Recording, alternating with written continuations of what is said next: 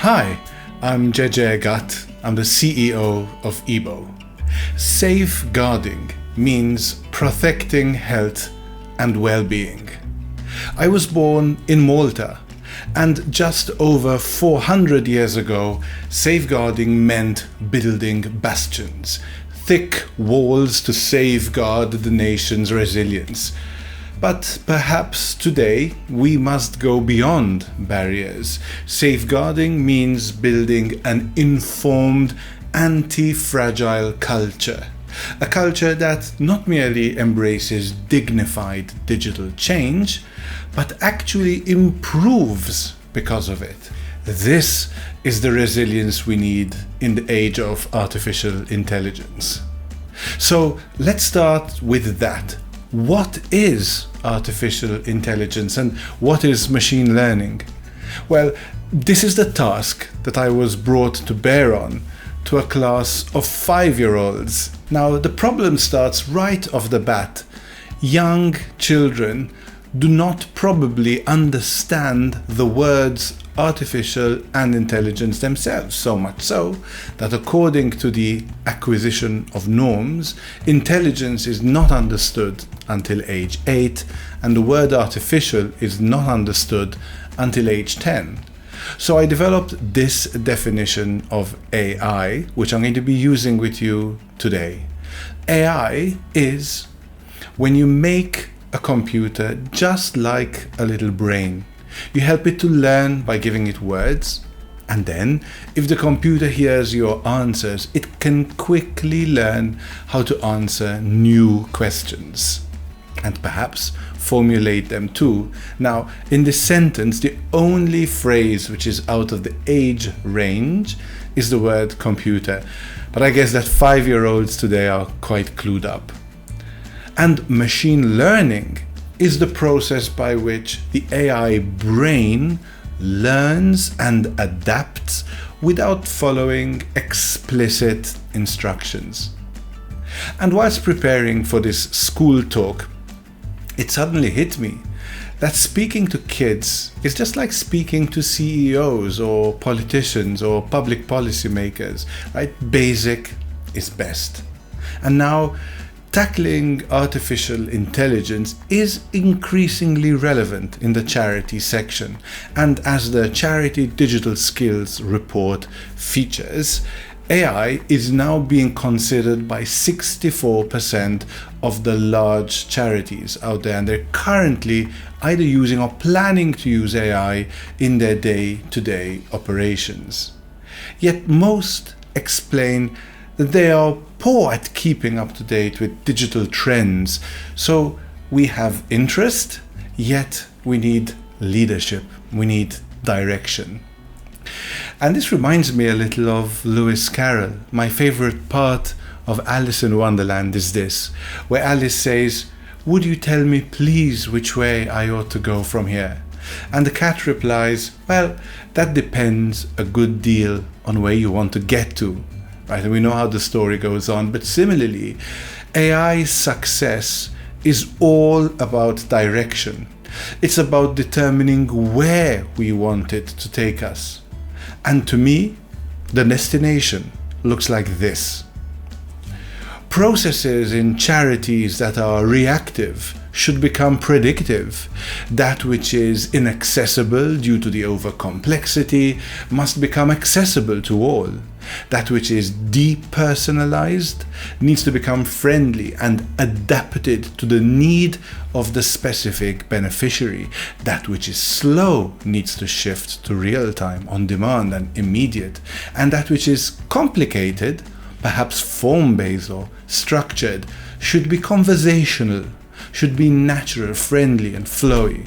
That which is inconvenient should become convenient at your pace and on your channel of choice, whether that may be social messaging, web, voice, app or any other tool. And that which is in-person and burdensome should be transferred by rule to accessible anywhere. And let's think about minorities. That which is in one language and therefore exclusionary should be in any language and fully inclusive. So EBO's vision is really to utilize artificial intelligence to help transform the charity section from a solution which is often heroic, reactive and slow to one which becomes uncomplicated, routine, preemptive, fast and uncomplicated. So our goal is to safeguard processes by making them more equitable, right, through inclusive access, the ability to meet demand. And I think to do that, we all agree that there is one fundamental principle that we need to inject, and that's trust. But before we abandon Alice and the realm of the impossible, allow me to entertain you with just one riddle. I argued that we must build trust in artificial intelligence, but trust is a construct that is complex. It's got many layers: regulation, ethics, elements of social good and collaboration. We trust our friends, we trust each other, we trust the scientific community. Perhaps yet trusting an inanimate object like AI sounds almost like a paradox, a riddle. Yet, trusting artificial intelligence is the precursor to its use and its acceptance by charities and beneficiaries. We cannot trust artificial intelligence because it is computationally better or faster. We cannot trust AI because it simplifies most of the work we do. Charities must trust AI because it is built to be lawful, respecting applicable regulations, because it is built to be ethical, because it respects principles and values that we hold dear, because it is robust both from a technical perspective but also taking into account the social environment which we're in. We trust AI if it is built in a transparent manner because there's clarity about what data is being collected and how it is being used. We trust AI because it is explainable, because we're pulling AI out of the black box which is not understandable to one in which any decision making is intelligible and understandable. Building a trustworthy AI model is critical, and these concepts are key in defining the scope of an AI project and the vendor. So, what should we use AI for? Well, there are many use cases, both internal and external. But for me, it's all about engagement. Engagement of the beneficiary is perhaps the best safeguard we can build. It's a vital component of effective service delivery for a number of reasons. Well, first, we create better outcomes. When beneficiaries are engaged in their care, they are more likely to follow recommendations, which can lead to better outcomes. Satisfaction. Beneficiaries tend to be more satisfied with their experience as they feel more in control and better informed about their options. Self-management. Beneficiaries who are engaged in their care tend to develop better self-management skills, which is especially important for well-being. Well, and back to trust. Trust and engagement is key to foster this relationship between the charity and the beneficiaries. And when beneficiaries feel that their concerns are being heard, well, they become active participants. Now, to me, engagement is not about another web portal. It's about having meaningful conversations at scale with empathy with all our beneficiaries. Engagement is not necessarily simple or easy. It's a multi-stakeholder collaborative process with very key measurable outcomes.